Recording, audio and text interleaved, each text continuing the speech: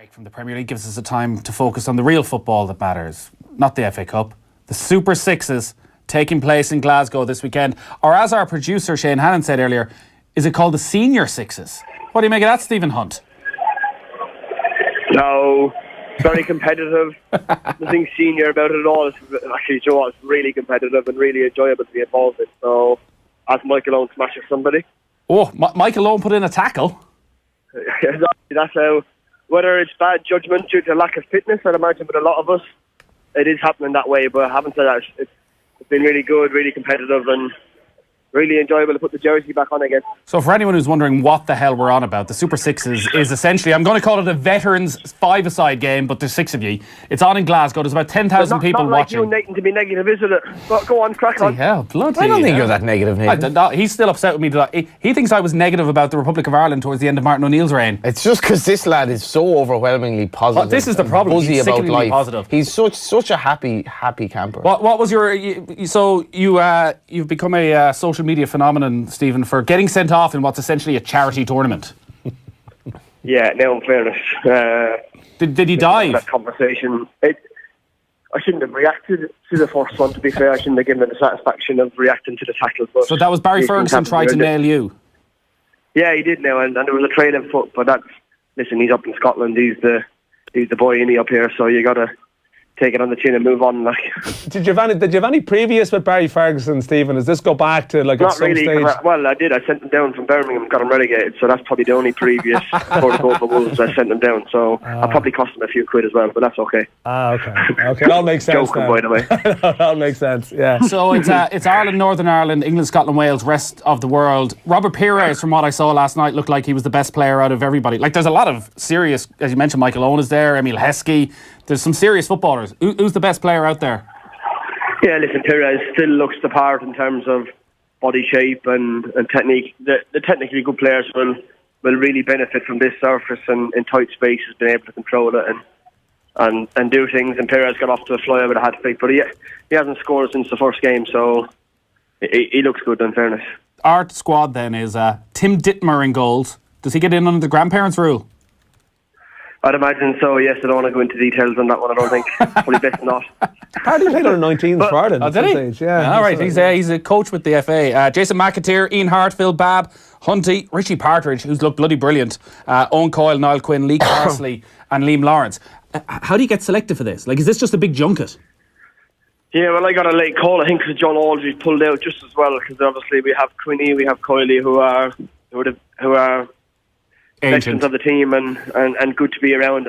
If I'm honest with you, the stories and the banter we've had the last day and a half has been unbelievable, and it kind of brings you back to what it was being like as a footballer again. Even yesterday afternoon, I was trying to rest my eyes for a half hour to get some freshness in me, and I couldn't because I was excited to play. So it brings you back to playing again and what it was like. And even today, arriving in to get changed, it felt like you've been here before and done it. So it's been really enjoyable. Tough going, don't get me wrong. It's fairly hot in the arena. So, but what an arena! What a show they've put on. In fairness, Star Sixes is all very well organised, very well professional, and it was good to be around. Tell you what, that's some Barnett on David James as well. I never remember him having hair like that. He used to have kind of like a shaved head. Yeah, bloody hell. He's 48, lads. He's 48. And he looks $1 million. Bloody hell. And tell me, Stephen, there's no agents sniffing around this tournament, is there? Looking to sign up lads for the legend circuit, these agent types that'll be at in the crowd sussing out players. No. Well, listen, it's all contacts, lads. You know the game. Who you know. Doing a few deals on the sideline or something here. Yeah, I can see it. I can see it. Yeah, you can see it. To be fair, we've the company's got a couple of deals done early in January, and Dylan Connolly moved to Wimbledon to try and get his career back on track at a League One club. And I'm intrigued by that move, I have to say, Stephen. I think, funnily enough, better technical players have gone to England and not done it. In a strange way, I think he might have a better chance than them because he's just so bloody quick and he might suit the football. If I'm honest with you, on the AstroTurf, as I just said, technically better players do well, and Dylan's game is pace, his strength, his fitness, and he's obviously going to be a little bit behind fitness-wise. You won't see the best of him, I think, till the end of February, but listen, I know Wally Downs, the manager, and he described the kind of player he wanted, and on my books, Dylan fitted into that, and he's gone there. He's happy to go there, and I have to say he was listen, I know he's a bit raw with the media and stuff, but he's different class. He got on the boat straight away. Couldn't wait to get there.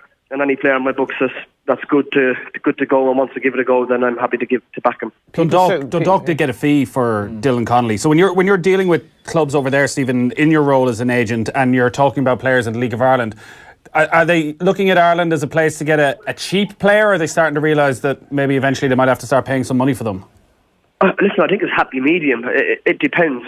Listen, Dylan didn't play towards the end of his Dundalk career in terms of he had a couple of injuries. He started off, listen, he played a lot of games for Dundalk, but I think the time was right for him to move. The time to get a few quid back for Dylan was right for Dundalk. I have to say, Mal Brannigan, who has just left Dundalk, was really good to deal with, really professional, and I enjoyed doing the deal with him. Sometimes you can get a bit tricky on deals, but I have to say Wimbledon and kept it nice and simple, and he got through in the end, so it was good. How many players have you on your books, actually?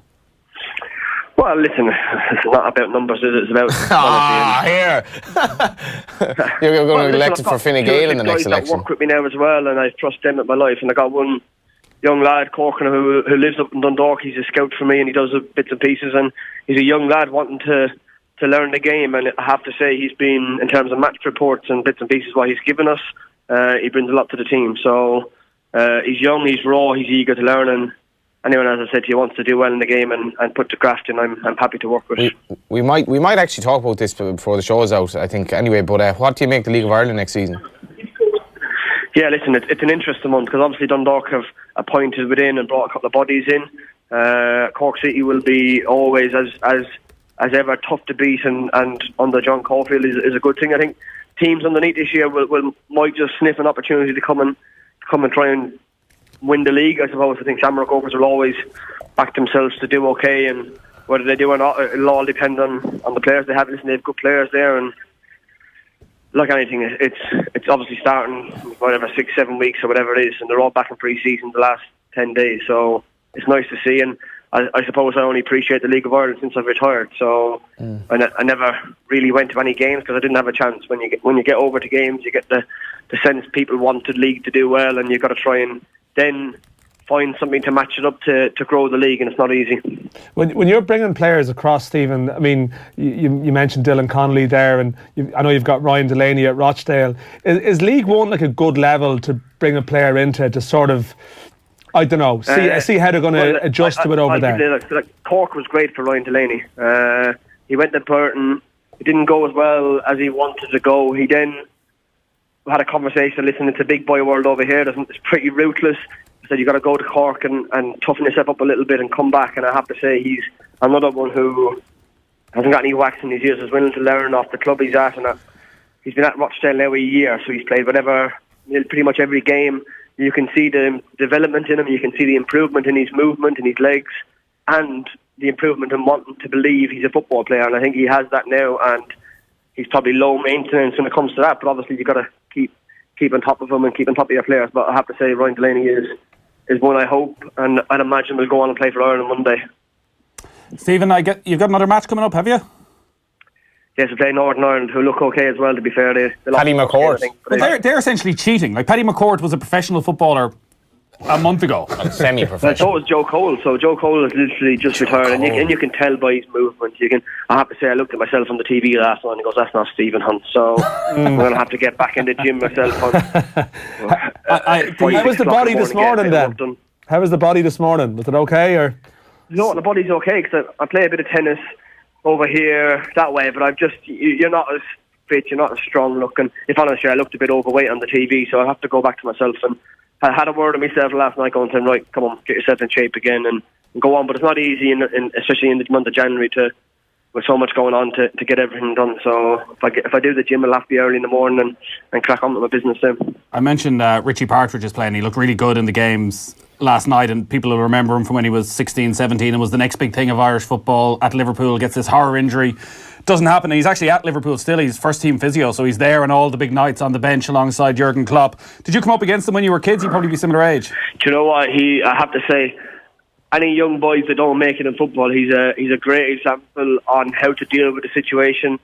He was the biggest thing at my age, I have to say. He was coming through, he was rapid, he was quick. He's obviously still quick, but he picked up a few crucial injuries that don't go for you in a career, and all of a sudden you're out of the game.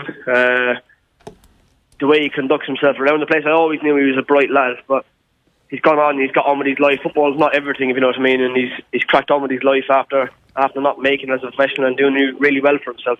I just googled Stephen Hunt, and the first thing that comes up is the Scottish Daily Record. Rangers legend Barry Ferguson's epic challenge on Stephen Hunt. Epic challenge. His training leg was on purpose to get me, so I took a little bit of offence to it. I think it's still a bit harsh. I got sent off, but I was sent off twice in my career. So no suspension as well. I thought you might have to set out the second game. So obviously, didn't go up in front of 3 minutes suspension, but it probably cost my team, if I'm honest with you. It cost us to defeat Scotland in the first game. We were down, and it's not so much that it cost us in terms of play-wise, but it's just the mentality. It sucks the life out of the team, and I obviously apologise to him, but I still think it was harsh. In fairness to Stephen, you're very much the engine room, Stephen, of that team. You were buzzing around the place last night, covering a lot of the ground that maybe some of the older lads were struggling to do. We have a horrible thing on this show where we basically make Kevin Kilbane do things he doesn't want to. So, when he's on the BBC, he's forced to say things. Will you give us a wave during this game? Well, it's funny, obviously. I see my tennis friends who I play tennis with, and they want me to do a tennis celebration if I score. So you're behind them in the priority list. All right, do the tennis celebration. We need a patented OTB celebration. Put a T-shirt on underneath. Tell me what to do, Nathan, and I'll do it for you. All right, we'll send you a message, and we'll keep an eye out for it. What time's your next match? We'll play Northern Ireland at 5 o'clock. So give Paddy McCord a kiss in the cheek during the game. That's actually doable because he's a very amenable character. He's very hairy. Have you seen him? He's very hairy. Yeah. That's the least of your worries. So I can't say much to be fair. So. McCourt bemused as a opposition player smacks him a kisser. Epic challenge from Stephen Hunt on Paddy McCourt. Yeah. Hunt sent off again. I actually haven't played against Paddy McCourt, but the way you boys are talking, he's like a magician. So obviously I'll do well to get close to him. No bother to you. Stephen, great stuff. Cheers, enjoy the rest of the weekend. Brought to you by Boyle Sports. Now with same-day withdrawals to your Visa debit card. Join that conversation. Text us on 53106. Texts cost 30 cents. The Bargain Town sale is in full swing. Everything reduced in every department. For further details on our super specials, see today's Daily Star or Herald. Bargain Town. Sale now on. Start your story at the Woodies January sale with a handy 20% off all power tools. 3 for 2 on all crystal storage boxes. Save 25% on Dulux and Fleetwood interior colour paint. And all flat pack furniture and bar stools. Now half price. Woodies, we're all homemakers. T's and C's and exclusions apply. We're recording this ad was Thanks to saving over €340 on my health insurance.